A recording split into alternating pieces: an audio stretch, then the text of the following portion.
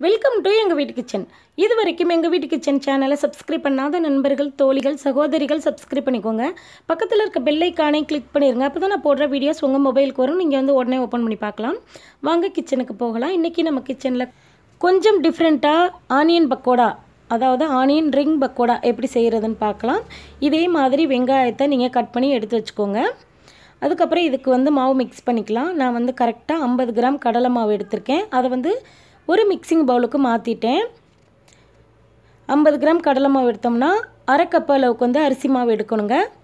நம்ம வீட்டில் நார்மலாக இருக்கிற அரிசி மாவு தாங்க, அதை வந்து சேர்த்துக்கலாம்.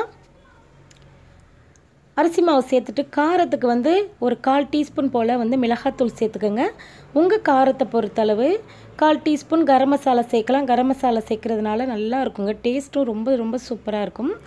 கடையில் வாங்கி சாப்பிட்ற அதே டேஸ்ட்டுங்க. உங்களுக்கு விருப்பப்பட்டீங்கன்னா ஃபுட் கலர் சேர்த்துக்கோங்க, இல்லைனா அதை வந்து ஸ்கிப் பண்ணிக்கலாம். இதுக்கு தேவையான அளவு உப்பு சேர்த்துட்டு ஒரு சிட்டிகையை விட கம்மியாக ஆப்ப சோடா சேர்த்துலாம். மாவை வந்து ஃபஸ்ட்டு மிக்ஸ் பண்ணி விட்டுட்டு கொஞ்சம் கொஞ்சமாக தண்ணியை தெளித்து விடுங்க. கரெக்டாக ஒரு 2 டேபிள் ஸ்பூன் அளவுக்கு வந்து மட்டும் தண்ணி சேருங்க. நல்ல மாவு வந்து இந்த அளவுக்கு நல்லா திக்காக இருக்கணுங்க. தண்ணியாகிடுச்சுன்னா அந்த வெங்காயத்தில் வந்து ஒட்டவே ஒட்டாதுங்க. அதுக்காக நல்லா திக்காக ரெடி பண்ணி எடுத்து வச்சுக்கிட்டு நம்ம கட் பண்ணி வச்சுருக்கிற வெங்காயத்தை இதில் சேர்த்துடலாம். இது போல் நல்லா சேர்த்துட்டு கை வச்சு நல்லா பிசைஞ்சு விடுங்க. இல்லைனா இது போல் ஃபோர்க் வச்சு நல்லா இது மாதிரி நல்லா திருப்பி திருப்பி விடணுங்க.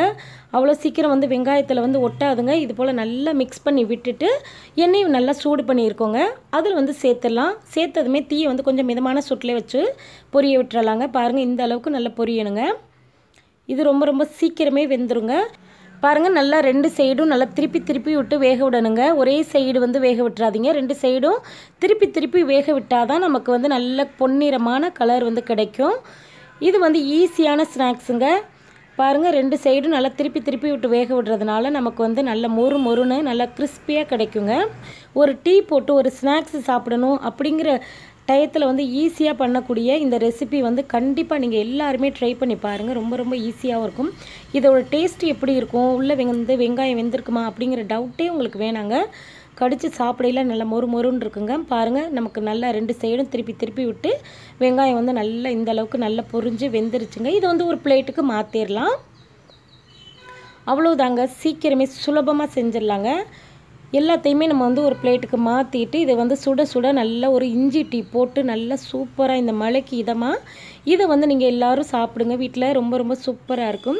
இதே மாதிரி இதே பக்குவத்தில் நீங்களும் செஞ்சு சாப்பிட்டு பார்த்து எப்படி வந்துச்சுன்னு சொல்லுங்கள். வீடியோ பிடிச்சிருந்தா லைக் பண்ணி ஷேர் பண்ணுங்கள். மறக்காமல் எங்கள் வீட்டு கிச்சன் சேனலை சப்ஸ்கிரைப் பண்ணுங்கள். தேங்க்யூ, தேங்க்ஸ் ஃபார் வாட்சிங்.